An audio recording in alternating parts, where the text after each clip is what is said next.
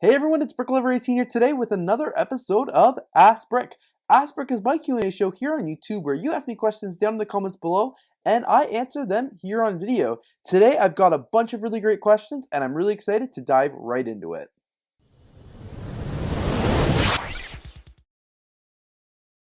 Alright, this first question is from Bidget Bricks. Ask Brick, what are your opinions on the BrickLink custom sets that are being made into the current LEGO sets? So that one's a great question. I actually have a few sets here. Do I have them on my display? Yeah, right down here actually. So this is one of the BrickLink A-Fall Designer Program sets. This one here is from a few years ago and it is the Lego Factory. When that first set, and I showed you that because when that first came out, that set, they announced that program. I thought it was super cool. I love the fact that designers could make their model and get it turned into an official Lego set and kind of skip the whole Lego ideas process. I love Lego ideas. As you can clearly tell, I've got idea sets all over the background. They're some of my favorite ones to put on display. But at the same time, I know that Lego designers and stuff like that, or fan designers, I should say, go through a lot to get their sets made into official Lego idea sets. They have to change some of the quality, they have to change some of the parts and everything like that. But from what I know, the BrickLink A-Fall Designer Program is a lot more structured. It's a lot more similar to the original model and gives designers a bit more creative freedom. And I think they also do techniques that, Lego wouldn't normally do in a Lego set.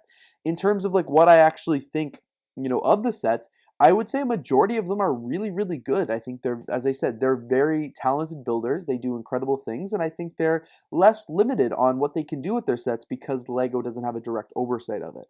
I know there's a little bit of conflict, scandal, whatever it was, through the last A-Fall Designer Program launch. I know that there was a lot of issues and a lot of people were really upset. I'm not too well versed in that situation, so I don't feel really comfortable commenting on it, but I remember reading a little bit about it and know people were a little upset with how fast they went and stuff like that. But in terms of the actual sets themselves, I think they're pretty cool. I like that Lego and BrickLink are continuing to do this because I think it is awesome that we're seeing some unofficial Lego sets. And I even loved the packaging and stuff like that they came in. I overall think that they're pretty cool. I think it's a neat collaboration and I think it's a great way for designers to get sets out on the market that the Lego wouldn't normally produce, but now BrickLink can because just of the different, the different areas of the landscape of the world. But yeah, I think they're pretty cool and I like trying to collect them. This question is from Francis Basin, Lego City Star Wars fan. Ask Brick, do you do any sports, and if so, what kind? Great question. Not really. I do not play any organized sports. I am as uncoordinated as I can get. I'm brutal when it comes to playing sports. I can't run fast. I can't, not dodge a basket, sink a basket. Absolutely nothing. I'm really, really bad at sports. I don't really play. A lot of my friends are very sporty and, they like to go out and do sports and stuff like that. If it's spike ball, dodgeball, whatever it is, I like to join them and try and have a little fun too. I don't want to be left out just because I'm not athletic at all. But I would say definitely when I was a teenager and stuff like that, my free time did not go into athletics. It went into Lego and this hobby right here. So yeah, no, I am not athletic when it comes to, I'm not athletic at all. Absolutely no sport ability. I wish I did. It would be a lot of fun to be a little bit sporty. I'm just not interested in sports at all. I don't watch them. I don't play them. No interest for me whatsoever. This question is from Reese Macy. Ask Brick, what is the second Lego set you've ever received? That's a great question. I don't really know what the second Lego set I ever received was. I can tell you one of the first that I remember was that red Lego boat with the, that had a yellow motor and stuff like that. I've been very honest, I remember that being my, my second Lego set. But or my first Lego set. But in terms of what my second set is, I genuinely couldn't tell you. I know I had a whole collection of Lego and I know I had a bunch of sets I remember vividly, some kind of Creator 3-in-1 helicopter, probably a plane here and there, and a few other random sets. But I would say probably the second set that I remember getting the most would be the Lego Agents boat back in 2008. I've talked about that one as well. That was the set that really changed my Lego hobby. When I got that set for my sister for my birthday, that's when I was like, ooh, I really want to get into collecting Lego. I know that wasn't my actual second set ever, but I'm going to say that was my second set because that's the actual second one that I remember kind of getting and building. And that set right there really changed my perspective on Lego and kind of started this hobby, 13 years ago now, which is pretty cool. This next question is from Alexandra Santino. Ask Brick, where did you buy the white background and the pieces to hold the background of the table and all of the lights around it? That's a great question. I've kind of done a little bit of a video about this one before, but let me take you around my Lego room and show you exactly what I do. So this is the white backdrop I use that you were referring to in your question. It is actually just a white piece of wrapping paper that I got from the dollar store. As you can see, it's not even really white anymore. It's a little bit more yellow. It does need to be replaced. The reason it goes yellow is obviously because I've got a lot of really bright lights on it. But as you can see, it is a little yellow, and I will be replacing it shortly. I have it on just a table here. This is a table from IKEA.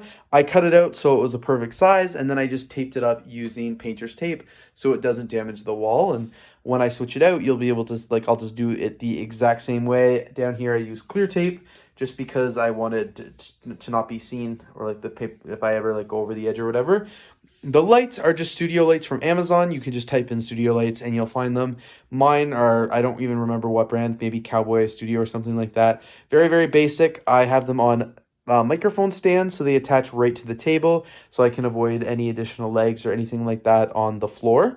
So that's how they look there. And then I've got this additional studio light right here, which just shines on it a little bit more. And then I have the tripod that just sets up to it. But yeah, it's a pretty basic setup. It's nothing too crazy. It definitely does the job, and that's why I have it always set up. I used to set the white backdrop up every time I wanted to do it, and it just didn't work. And I will say one of the biggest things that I learned a little bit later on in my YouTube career is that to achieve the seamless white background, it's not just about the lighting and the camera and stuff like that. It's about your editing. I always adjust the color and the brightness and everything like that in post-production. And of course, I change the settings on my DSLR right here. This is what I use to film on the white backdrop. I would never use my phone to film because, as you can see, the shadows are off. It's not exactly white, but the DSLR works absolutely perfect for filming on the white backdrop. So it's a little bit of lighting. It's a little bit of actually having the white backdrop, but it's also a lot of post-production as well. I just quickly wanted to mention as well, I do keep 2 rolls of the white paper in here. I bought 2 originally when I saw it for the first time. I've only ever used 1. There is an extra one there. And you can clearly see the color difference between the 2 pieces I use now. This one has been here since I moved into the studio in June. Yeah, as you can see, it is quite a bit different. So I will be switching this one out right after making this video, now that I've realized just how yellow it's really gone. But yeah, this is what the difference is. So you can clearly tell. But yeah, it's a lot about post-production, like I said. Chad Bots asked Brick, what is the best thing about living in Canada? Honestly, there are so many good things about living in Canada. If you had asked me this question a few years ago, I would have said the worst thing about living in Canada is that there are no Lego stores. But now, because we have a lot of Lego stores, I would say everything's pretty good. I love living in Canada because it's super nice. The people are awesome. You know, it overall is just a nice place to live. I think we have fair laws and, healthcare and all that good stuff. I think in one sense, Canada is like very similar to the US in terms of a lot of what we do and how we act is very, very similar. But Canada's great because we've got a currency. It sucks compared to the American dollar, but that makes Lego cheaper for us, actually. Fun fact if you didn't realize that. But yeah, I just think there are so many good things about living in Canada.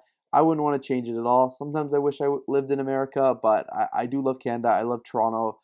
It's a pretty great place to live. It's ranked one of the highest and I think one of the best places in the world to live. And I think it's hard because when you're Canadian, you don't really fully understand you don't really appreciate the full value of what it means to live in Canada. If I lived in the US, I'd probably be like, wow, I wish I lived in Canada. And now because I'm in Canada, I'm like, wow, I wish I lived in the US. But I think, yeah, Canada has been great. I've more recently had the chance to really explore it a lot more.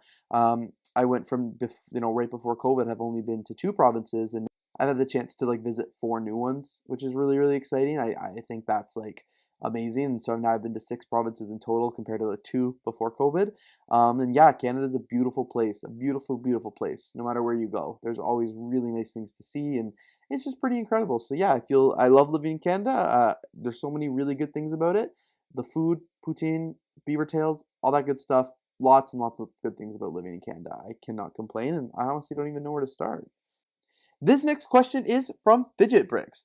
He asked Brick, do you have any pets? And if not, would you want to get one? The hair is definitely a problem I deal with in my city on top of the dust, and I'm wondering if it's really worth the hassle. I used to have pets. I still do have pets. They just don't live with me. I have pets back home, but I haven't had my Lego collection there since 2019. But before that, yeah, I 100% have pets. I don't have pets right now. I would love to get some, but it's just not the right time for me.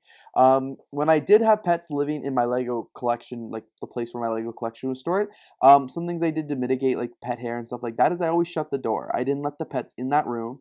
Which really helped. Anytime the door was left open, my cat especially would get in there and he would bat everything off everything. You know when he was been in there because he'd be on the shelves, knock it off. He'd be in the city, plow over some cars and stuff like that.